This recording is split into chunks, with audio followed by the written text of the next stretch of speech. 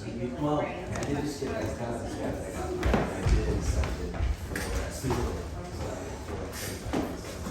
All right, hey, good morning everyone. Welcome to the New Orleans Poetry Festival. This is the Small Press Individual Reader Slot. I'm not sure why it has that name. I guess everyone's affiliated with Small Presses, but we're working on a rebrand for that next year. Small Press 1. Small Press 1. Yeah, that's right. All right, so to get us started, let's get into it. We're going to go with Laura Paul. Oh, I'm going first. Yep. Okay. Yep. Come on. We have a poet that is stuck behind a train. So we'll have a special surprise guest that's slotted. It's fine. Alicia's going to be here soon. Laura Paul, though, is a writer and artist published in the Brooklyn Rail, Los Angeles Review of Books, Panjaris, Minor Literatures, Tarpon Sky Magazine, The Comics Journal, Dreampot Journal, Entropy Magazine, Heavy Feather Review, and other outlets. Her work has been exhibited at the Armory Center for the Arts, Open Space for Arts and Community, Other Places Art Fair, LA Zine Fair, and West Hollywood Book Fair. In 2019, she was a finalist in the Black Warrior Review Flash Contest, and in 2022, her piece I Became Dead was nominated for a Pushcart Prize. She's been selected for participation in the 2019 Omnidawn Conference and 2023 Community of Writers Summer Poetry Program. She currently lives in Seattle, where she works as a publisher and book distributor for Sublunary Editions and Asterism Books. To find out more, laurapaulwriter.com. Welcome, Laura.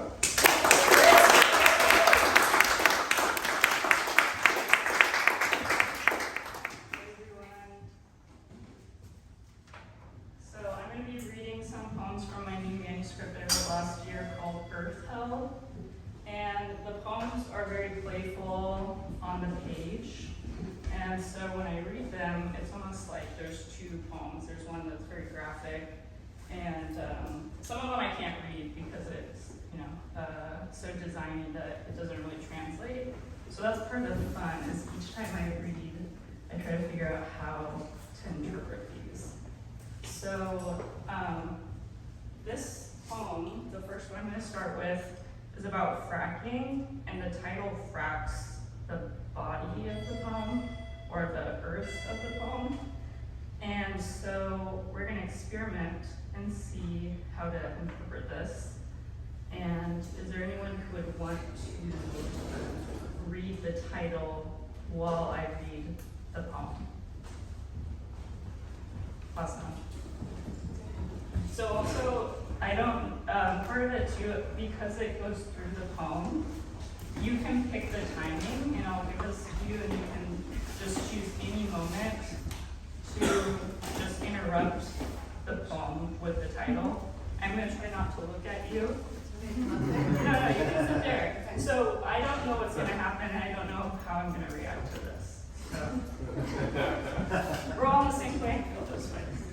Although you might actually know most what's going to happen, so you have a lot of power right now. This poem is called The World Was Drilled Off Itself, so you can read the line at any point. The world was drilled off of its tilt. We stopped growing. I held two charms in my hands, but neither of them was worth anything.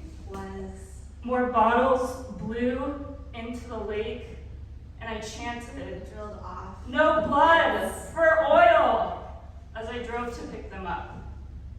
Tilt. Put them back where instead, I asked, into the earth with the rest of my grief. That's also,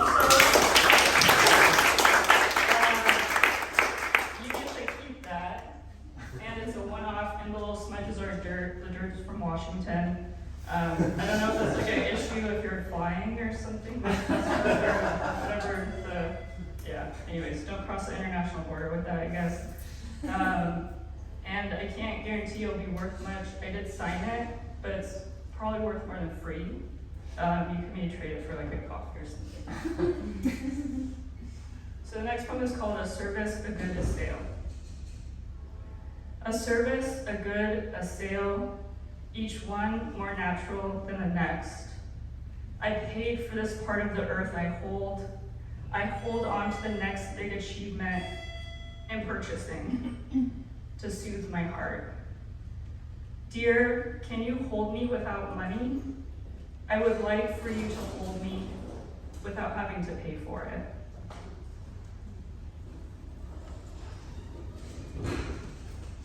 This next poem is called Diamond Mining, which I don't know if anyone picked up on this yet, but it's like mining like a pickaxe, but mining like mines. It's diamond mining. Her pathetic diamond disgusted me. I had nothing going on my hands, and I didn't want to fill them with metals.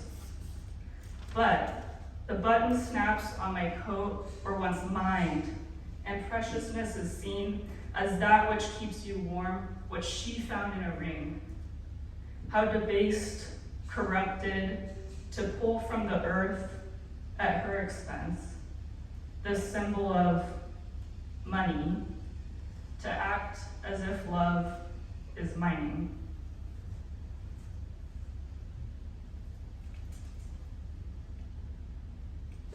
This poem is called The Living Alphabet. I wanted to tattoo the entire alphabet down my spine and have you enter me Z to A. Flip your words around in my mouth, kiss the letters somewhere around your J.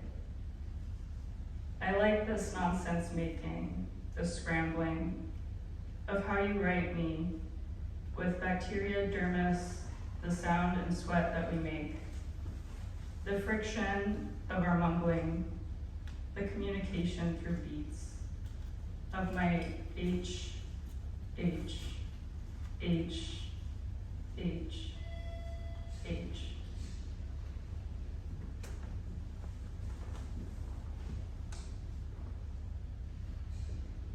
This is the last poem. And before I do, I'm going to call my friend Danica.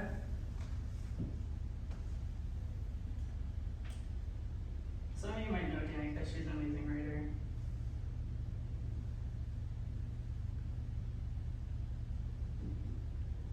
Hopefully I have service.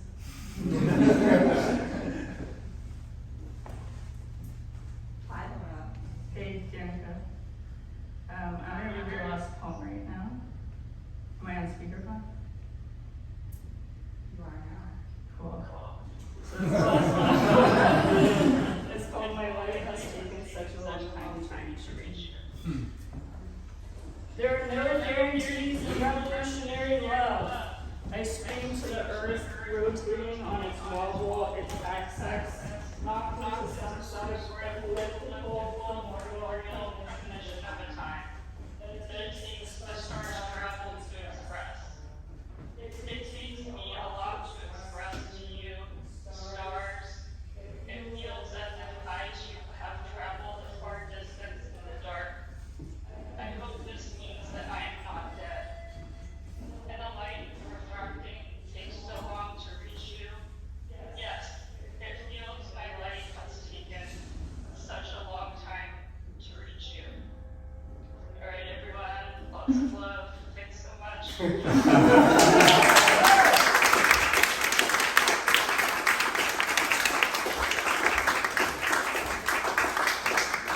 What an exit. Thank you, Laura. That was amazing. All right, up next we have Adele Elise Williams, is the author of Wager, selected by Patricia Smith for the 2024 Miller Williams Poetry Series. She's a PhD candidate in literature and creative writing at the University of Houston, where she serves as nonfiction editor for Gulf Coast. With Dana Levin, Adele is co-editor of Burt Myers on the life and work of an American master. Her work can be found or forthcoming in the Southern Review, the Los Angeles Review, Southern Humanities Review, New Ohio Review, Poetry Northwest, the Georgia Review, Guernica, the Florida Review, Beloit Poetry Journal, and elsewhere. Welcome, Adele. Woo!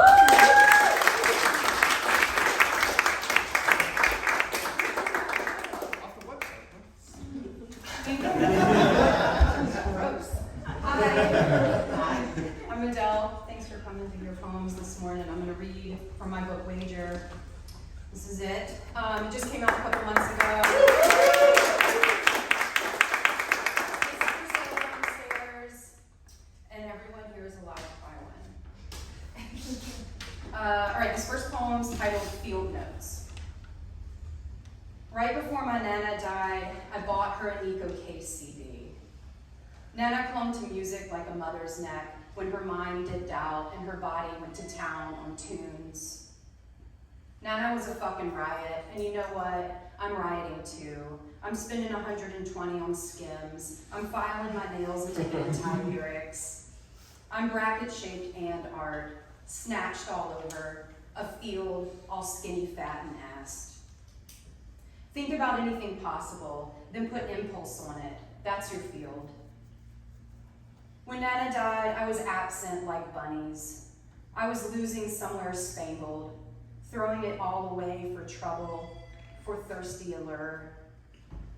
I posted queries on Reddit. I slathered my face leather in hyaluronic acid and aloe. I drank. I squatted. I sunned. Oh, fields, let's consider frost.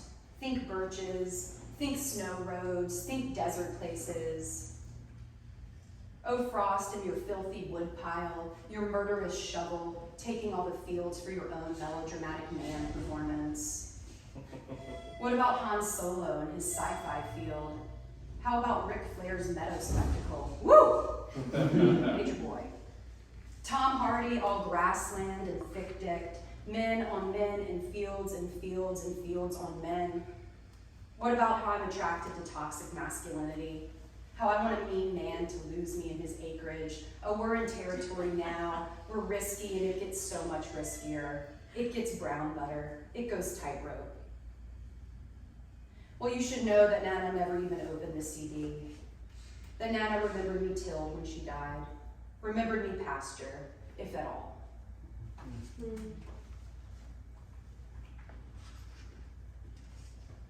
Housewarming. Something honest happens during a heavy rain, the way its liquid licking dresses us all down. My neighbor is new to me. Rather, I am new, and my neighbor is old in both age and residency. He points out the lime trees across the street, my dagger tattoo, his unexpected tongue ring, the low crime, the high skies. It's finally pouring, and I feel calm enough to say what I fear most out loud. I am tired of my own dream, a pursuit that has led me to a place far wetter and hotter than my own insides. And alone and warm to the touch, I miss the dull dumbness I know I am capable of when high and sad and stubborn and dreamless. Therapists tell me that everyone feels singular in their delicacy, but if everyone couldn't handle the grocery, a new friend, or the relentless sun, the world would not expect so much from each anxious breath. The neighbor churches up his own biography, claiming to work for the most prestigious university in the area, slicking his remaining hair back like a surfboard, parking an exhausted Corolla around the block and out of sight. I get it, Jim. I do. I too am ashamed of my dusty things, my lack of progeny, how unkempt I can be when defeated. And the sun in this place doesn't ask, it demands. Yet despite the threat of sweat, I need the heat, the fever, I need it tropical. I need it all. A gem to point at my soggy body, a dope sick dream to dream, a heat index high enough to fry. Because each component creates the storm, and storms expose. On a Tuesday in Texas, in a garage apartment on a bender, the rain is so fucking violent, I'm afraid the door will blow, and someone will see me sopping up this poem with my mouth.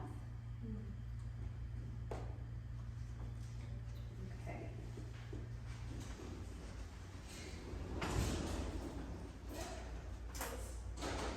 Don't pretend you don't care. The body is smart, y'all. The body is smart in art and scheming. A football player does magic on TV now.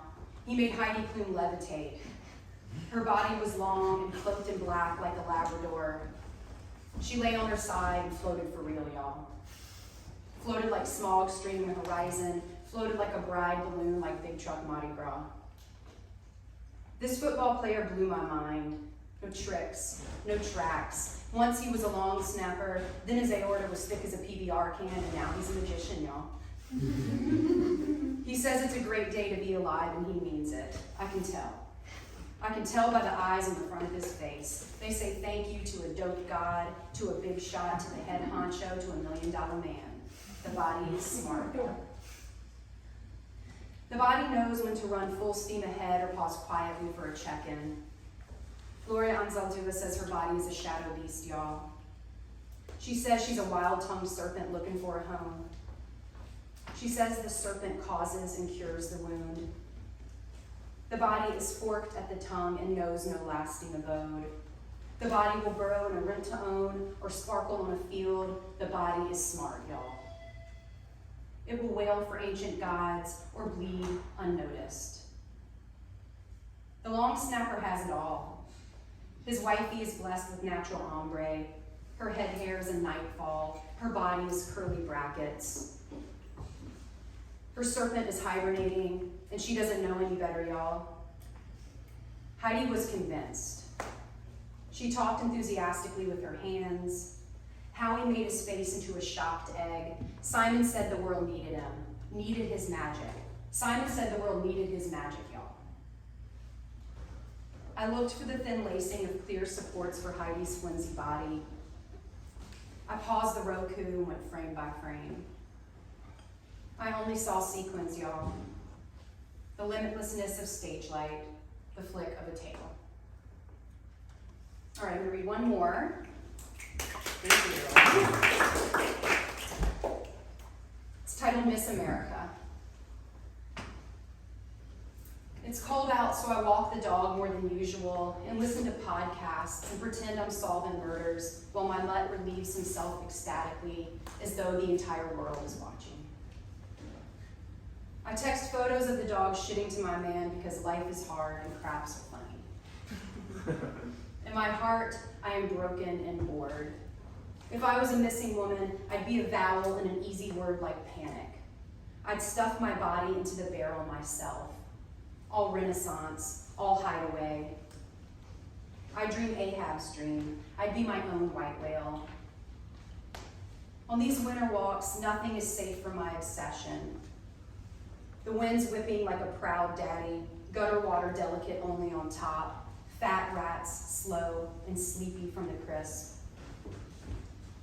I lock all the doors, I clutch keys, I take my phone everywhere, constantly turning back. I'm so ready for Moby, for that big, my peg leg trembles, my crew fucks off. The dog knows nothing, and I recognize how wildness can fail. How feral is too honest, is like death row, all that fate, all that womp. The doomed only know one thing, without the moon, water wouldn't fight back. To say it straight, Ahab rocks my socks. I'm jonesing for bad company. I'm setting myself up for abduction. You got a knife, I got a throat. I got something even smarter than that, and this is the part that hurts. Think about what you love most, then kill it. Thank you so much.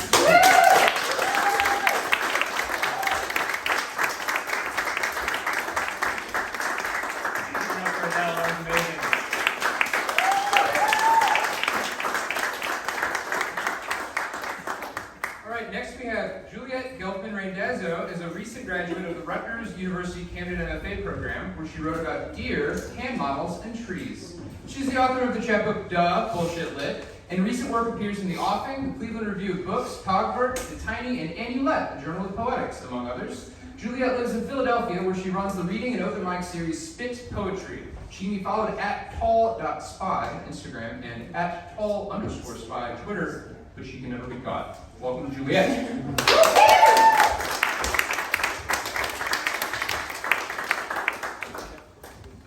Thank you. Thank you all for being here. This is so fun. I have this in my chapbook, but I'm not going to read from it. But if you want it, it's downstairs at the Mercury Bridge table. Okay, I'm going to read some new work. So, I wrote this poem as part of a series of poems, but there's only 2. And I think there has to be 3 for it to be a series. But don't worry, because unfortunately this is a trend that's going to continue. So these are poems written in response to institutions' public statements to respond to the backlash to their responses or more generally lack thereof to the ongoing genocide in Gaza. So the first one was written from the perspective of the former president of the university I worked for.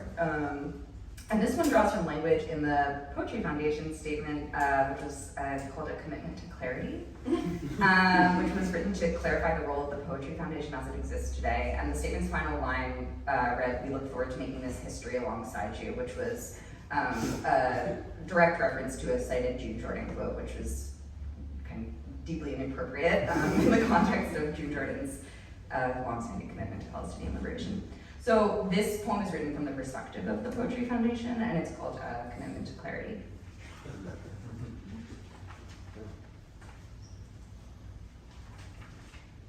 While clearly we have consistently acted in perfectly correct accordance as a 501c3 nonprofit with the aim of upholding language and the value of words, we believe in our right to divest language of meaning. As poetry and poets and words and speech, we look forward to future conversations that will retroactively foster communications and connections.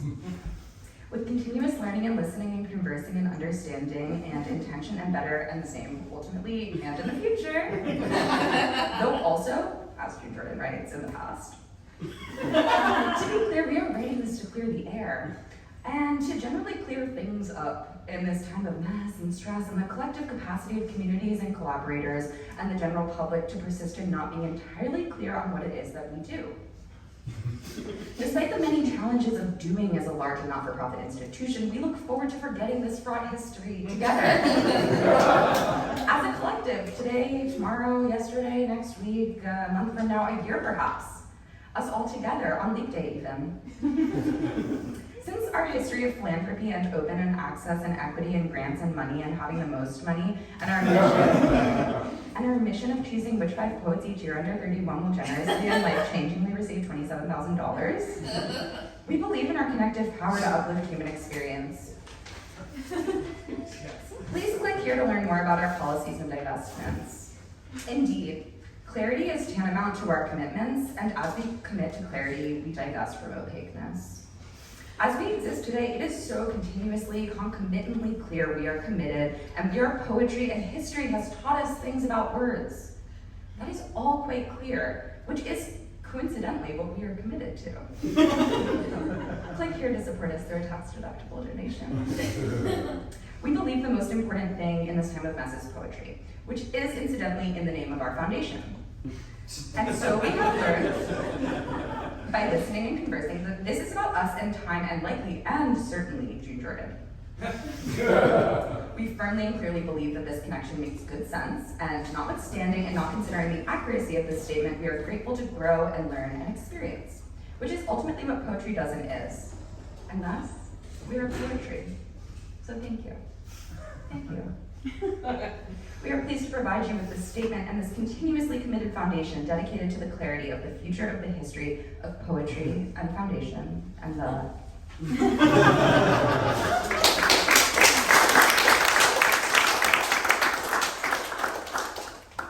Hope. At work, I regularly listen to discussions of wordsmithing and baby showers, the unchecked horror of monotonous existence. There is a certain period in the year when people who work in offices profess to a certain madness, which is metaphoric and applies to their guesses as to the outcomes of sports games. In the office chat, people write of brackets and single elimination. My boss had the much lauded idea to build a proximity bracket in which she picks whichever team is physically closest to us to win. This is one of the few times betting becomes not only legal, but encouraged in the workplace. I declined to participate, not out of protest, but out of fear and dispassion. Many things in the workplace strike me as essentially horrific displays of metaphoric drift. I think I've invented a new way of preparing eggs. But if I told anyone, the system might yield to complete and utter collapse. Mystique. Absolutely everything is the fault of the person in public speaking on the phone. The driver of the Peter Pan bus was against all odds named Peter. It could be a good job for you, I suggested to my father. My father has a serious and unarticulatable aversion to the phrase jammy egg. In a certain way, I can comprehend it. I keep wanting to say something. She jammed me on my egg till I yolk. But I try to maintain a certain aura of mystique. He'll never guess her secret. Local woman parties in a warehouse, sleeps 4 hours, then hops on a Peter Pan bus to New York. Oh, you look so beautiful, my family kept cooing. I tried to contain myself for a very long time. But ultimately, after a certain surfeit of champagne, it becomes no longer possible to inhibit the onset of certain sentences. Which is how I found myself saying to my grandmother at her 85th birthday celebration, "So, do you know about Bussy?" This is above my head or below my you-know-what, she replied. Naming the yacht I'm buying with my poetry money, the spirit of poesy. Rebirth. Much ado about vaping. Is this a codex or a collection or an index or a book? Nothing about Windex seems to inspire the concept of a system for reference. But perhaps as a therapist I saw for one solitary session suggested, I may be overthinking things. Jesus will be like, I know a place, take you to the graveyard. What happens in Vegas stays in Vegas, but pronounced like Degas. Passion is the assiest fruit. I inquired after the underlying motivation for his purchase of those cute tiny pears. To provide further context, they were bought in bulk from Costco. It was humbling, after all, to receive his response. Are you kidding? These are guavas, bro.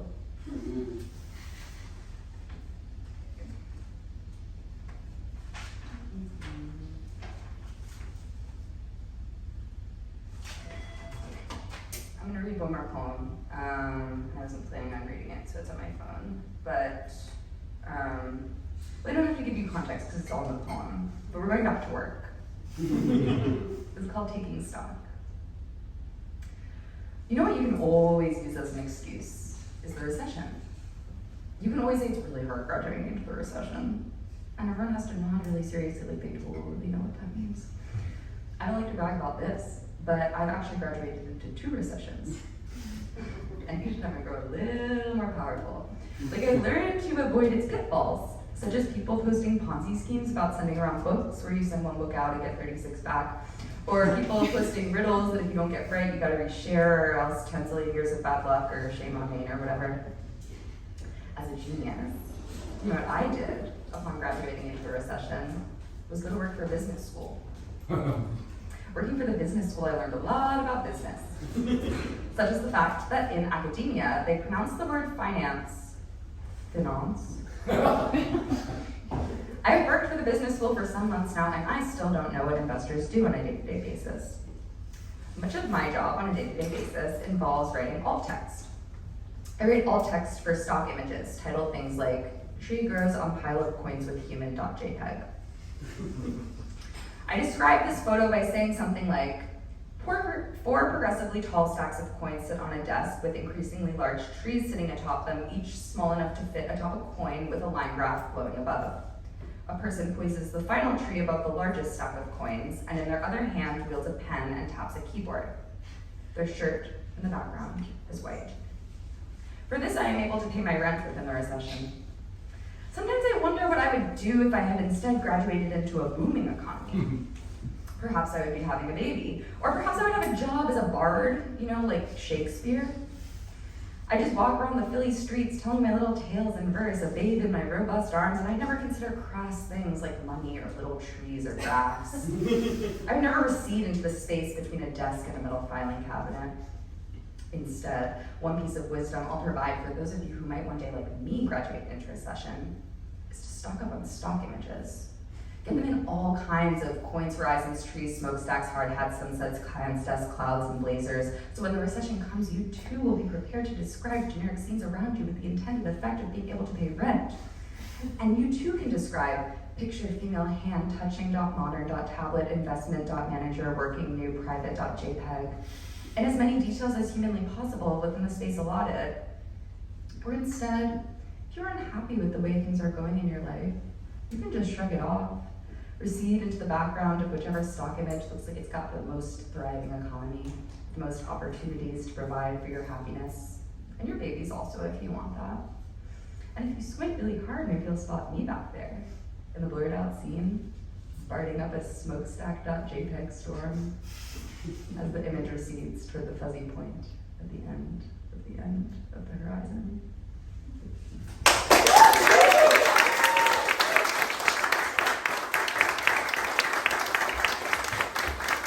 Keep going for Juliet. And hot off behind the train, Alicia Wright is originally from Georgia and has received fellowships from the Iowa Writers Workshop at the University of Denver, where she is currently a PhD candidate in English and Literary Arts. She is the editor of Amulet, a journal of poetics. Her poems appear in the Paris Review, West Branch, and Jubilat, among others. At present, she is a visiting assistant professor of English at the University of Iowa and lives in Iowa City. Everyone, Alicia! Some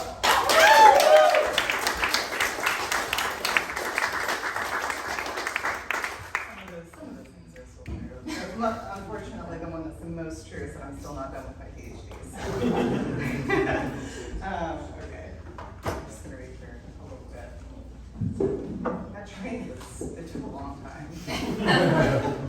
Okay. I wouldn't mind dying, naked as a two-lane road. The traced edge waves of foothills. In the valley of dry bones, like a scimitar following one point to another openly, I asked, I can't remember if we ever kissed. He answered, how could you forget the field? Ice pressing my homecoming dress, the dark is moving with lines. By and by it occurs, the unanswerable test. In my 30th year, I heard the storm of faces, alone, voices singing exponential, a wheel in the middle of a wheel. The turkey vulture opens its tipped white mouth. No song comes out. It's a bit of a vibe shift, sorry everybody. Eulogy at Headwaters. In the center of the city, an interbraid, a long eddy line, milk snake brown, patching sturgeon green, muted queen snake green, in a ripple as the triad of two rivers meet to make a third called Coosa. You live over the river making as it flows westward towards Alabama, where it is caught, pooled by power companies, by General Electric, who use the river's weight and flow. You see where this current is taking you. Nuclear, this point of critique as distinct from elegy. This is supposed to generate a pastoral which is commonplace. To know is contaminated. My thinking depth cannot nearly reach as deep and into purpose, instead a murky churn, and the darters and crappies dissipating as a hand or polychlorinated biphenyl furls in the three rivers in which you swim gallantly, as either way you drink it. What is shifting is polluting, you enter polluting, the polluted river filled, diluted, rising past its banks, washing out the ground and into groundwater which is untrackable, whether coursing above ground or below you, breathing in historicity insofar as particles, insofar as the supple lyric cannot hold you.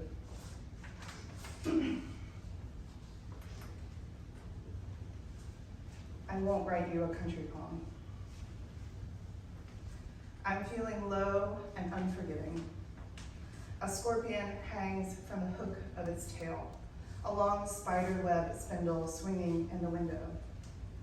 I won't have me believing in images. It swings in the heat radiating off the red tin roof. Rising fawn in summer, a real place. I split my shaded heart into the cabin with a red tin roof. Eagles, whoop-de-doo, curve updrafts of ridge heat, the air over the valley west. Actually, that's a pretty big scorpion dangling there. Twists, shows off its lightness, half a finger. If you've seen The Hanged Man, perhaps like me, you forget that he's suspended alive in his image's stasis as it Turns out this whopper guy curls up, skittering its 6 legs to no useful effect. The spine only arcs so far backward. Its pinchers little lethal lines. For scale, I introduce the cows lowing and, no joke, the white farmhouse in the haze of the particulate-saturated atmosphere. I've really been white-knuckling it just to stay this still, just to stay alive. And if I'm mean enough, I'll reach up and snip the setting that ties me to this frame. How's that freedom feel? A quick cut cutting the quick of the heart. That old chestnut, oh this old thing, which reaches out, can't quite make the cut in this life, if you will. I won't.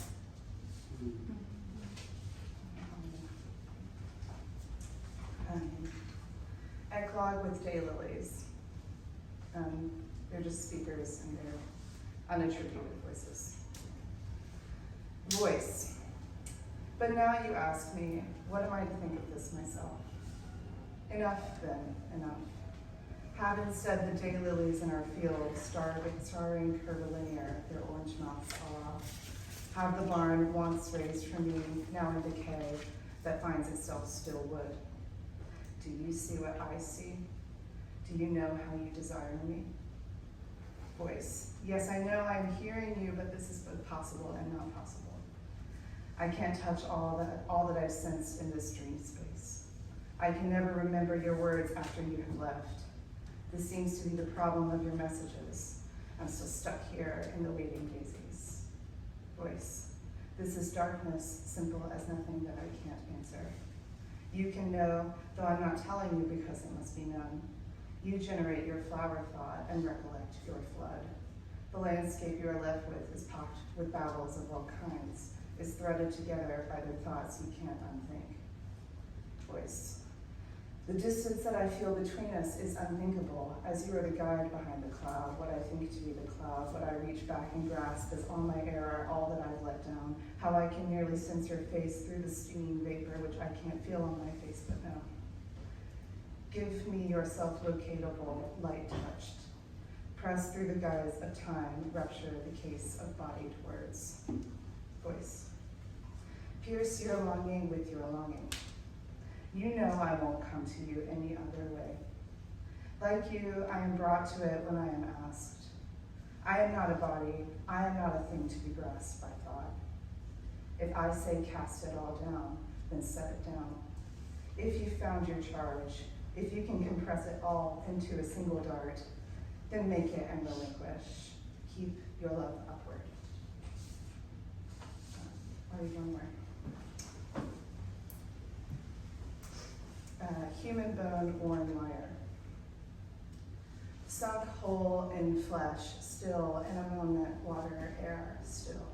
Animate, still. Currented, femur curve, backbone link. Is it empty? The water touch. It is dark and falls away, white to black. Shift, water, cinder at waves touch. Pieces, pressure, curve. Spine, canal, brush, uplift. Dredged path, dredge to sand trace, my hand in shore.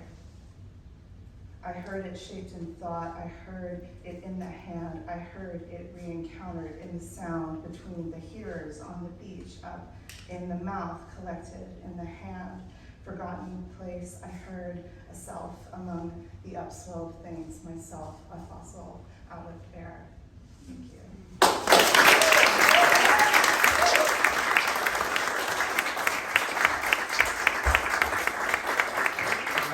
Everybody. Our last poet for this section is Emily Bark Brown, who's a poet from Mobile, Alabama and Brooklyn, New York. They co-edit Hot Pink, an online poetry magazine. They received an MFA from the Iowa Writers Workshop and a BA in creative writing from Wesleyan University. Recent work can be found in Bennington Review, Had, Peach Mag, Nat Brut, The Tiny, and Blush, among others. Their chapbook, The Tulips, is forthcoming in 2024 from Bullshit Lit. They work at Nightboat Books as an editorial coordinator and host a reading series in public spaces around New York City. You can find them online at emilybarkbrown.com and on Instagram at bedbloom. Emily Bark Brown.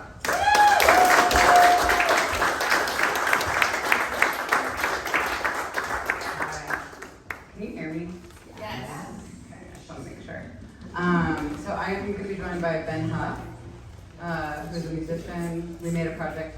called Lawn Canyons that is saxophone and poetry. Do you want to say anything, Ben? No. The tulips become translucent as they die, which is also beautiful. The unfolding spring contains few surprises, but many delights. In coming in from the weather, you find yourself drenched. That's nostalgia for you. During the next thunderstorm, we will open all the windows and make love. When the clocks break down, it's not at the same time. The pattern is easy to see from across the room, but up close, all I notice is the dust motes in the light.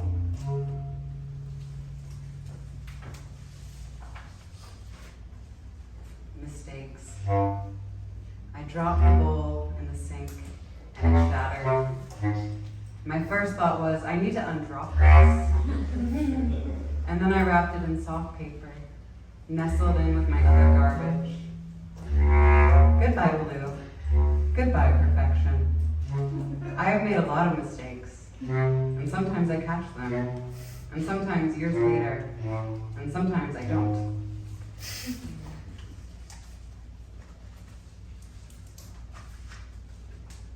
When did we all get really into seasons?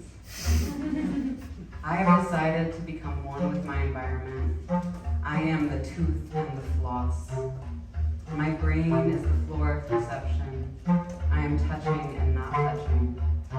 I am the impossibly infinite distance between where you are and what you want. Pull me just a little bit and I'll unravel. If you want to see me on the ground, just say so. The tech bros will be the first against the wall. You smiled when you said that. We were crossing the street, the still melting street.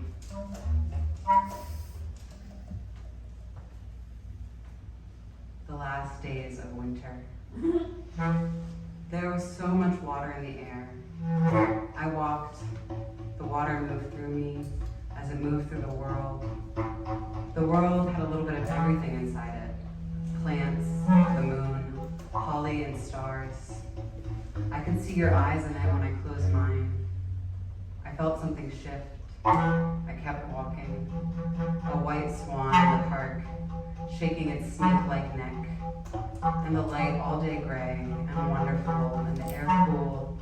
And me walking and finally crossing bridges slowly, reverently, finding a cardinal in a tree and staring, thinking, I do not identify with you. Avoiding crowds of teenagers thinking, I do not want what you have. You do not want what I have. Feeling flushed and pretty in the light rain, another kind of water. The furniture was unhappy. My future seemed to spring forward from my mind without consent. I ducked, thinking I could tear range into the plan, but the axis was holding. On one side, dead. On the other, permission. The poets with permission went to bed. The ones with debt went to parties. They carried their bodies wherever they went. I kept on love trucking, ramming my love into every moment because it was the only control I could reach. We take breaks from our regularly scheduled roads. I went to bed wet without coming, and you know what? That was fine. I wanted to be touched like a painting behind glass. In the bed of the truck, we piled blankets. Cabernet so vague. Meaning is evident. This is the last poem. My grief is so big, I can't even touch it. People don't die, they just live in California. I, on the other hand, am made of parts. Stretch, yawn, collapse. My family isn't very big on funerals, by which I mean we're poor for the most part. I met someone the other day who had all 4 original grand parts. Conversely, I stay up too late reading. Incidentally, my mood's soured. Can you tilt your head back without opening your mouth? My mouth is never full, unfortunately. I keep thinking about my back. What I lack in posture, I make up in diction. Have you ever stopped doing something you really enjoy? It has to be casual because it was ruining my life. By my life, I mean my relationship to myself. Secretly, I want to hear what everyone likes about me. Overhearing Ben in the other room speaking Hungarian, and all I understand is my name. All my life, I believed I had a beautiful face, and I thought that made me worthy of love. I decided to be delusional and live a narrative. I decided to eat everything in the house. At the bar, I order a Diet Coke, and when someone asks what I'm drinking, I say a Diet Coke, but like I'm letting them in on a secret. Obviously, I've always found myself very funny. Sometimes I still think about having a baby, but more about having had a baby 7 years ago. Otherwise, all day long, I think about being thin and what that person is doing with my life. It's like masturbating, but much less rewarding. Well, exactly. I talked to the beautiful writer about his analyst training, and all I could think was, I want to fuck him so badly. Though, of course, this is not on the table, or the couch, as it were. Instead, he sends me 4 analysts I might like. The enduring fantasy of discovering what's wrong with me. Like opening a door at the back of my closet or unscrewing my head from my neck, but only for an hour. Being sad without being suicidal makes me feel like trying to come on antidepressants. Much less profound, pointless, kind of humiliating. Beautiful, I guess, if we're going there. Why did I want to fall in love again? Oh yeah, being alive. Thanks.